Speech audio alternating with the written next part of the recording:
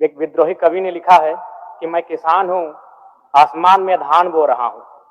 ईश्वर, अल्लाह, रब, गॉड आज लाखों लाख एकड़ भूमि में जमीन पर स्थापित हो चुके हैं कि ईश्वर के लिए, खुदा के लिए, रब के लिए, गॉड के लिए जमीन का इतना महत्व है तो एक आम व्यक्ति के लिए जमीन का कितना महत्व हो सकता है। बिल गेट्स जिनके पास 2,42,000 एकड़ भूमि है।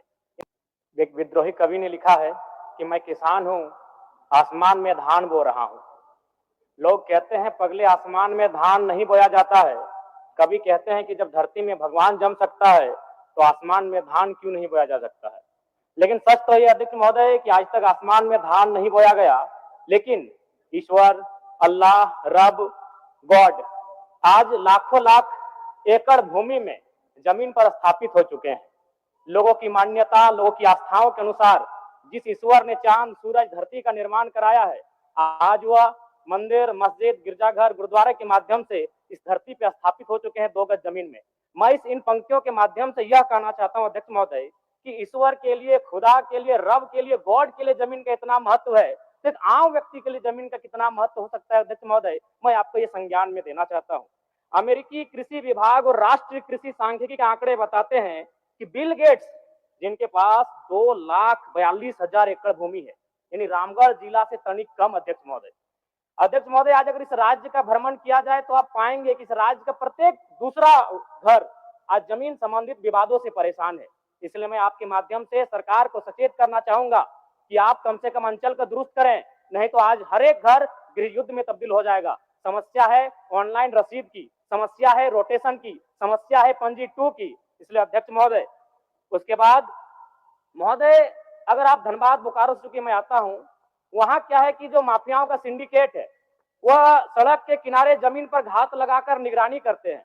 उन्हें जैसा ही मालूम चलता है कि ये जमीन का जो रैयत है वो अगर कमजोर है तो पौने पौने दाम में फर्जी कागजात बनाते हैं और उस जमीन पर अपना दावा मजबूत करते हैं अध्यक्ष महोदय। इसलिए मैं आपसे चाहूंगा कि इस विषय को भी गंभीरता पूर्वक लेंगे। उसके बाद अध्यक्ष महोदय, इस राज्य के तमाम आंदोलन, चुहाड़ विद्रोह से लेके, तमाड़ विद्रोह से लेके बिरसा मुंडा का आंदोलन, वो भूमि पर आधारित आंदोलन रहा है अध्यक्ष महोदय, और उसी के परिणाम स्वरूप इस राज्य में एसपीटी कानून, सीएनटी कानून और विल्किंसन कानून लागू किया गया। लेकिन आज जब आप सड़कों में देखेंगे कि आदिवासी समाज के लोग रांची में सरना झंडा गाड़कर अपनी जमीनों की रक्षा कर रहे हैं, सीएनटी जमीन होने के बाद भी अध्यक्ष महोदय। इसलिए मैं आपके माध्यम से सरकार से चाहूंगा कि सीएनटी संबंधित जो जमीन है उन पर वापसी का प्रावधान किया जाए। अध्यक्ष महोदय 30 सेकंड चाहेंगे अध्यक्ष महोदय। और साथ ही साथ क्योंकि जब जमीन की बात आती है तो विस्थापन की बात आती है अध्यक्ष महोदय, चूंकि मैं उन क्षेत्र से आता हूं, कई ऐसे कागजात हैं जिनमें विस्थापन की जो जमीन लीज का मामला है वो 999 साल दर्शाया गया अध्यक्ष महोदय। आप समझ सकते हैं कि कितना मतलब अमानवीय व्यवहार किया जा रहा है झारखंड के साथ। 999 साल कर लीजिए अध्यक्ष महोदय। एक घटना है बेरमो गोविंदपुर की, जमीन के बदले नियोजन की बात थी और नियोजन दिया गया उनको 55 साल की आयु में, 5 साल में नौकरी खत्म हो गया अध्यक्ष महोदय।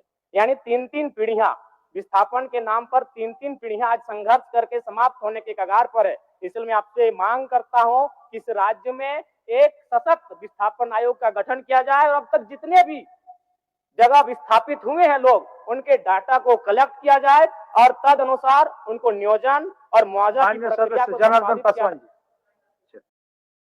खबर स्तंभ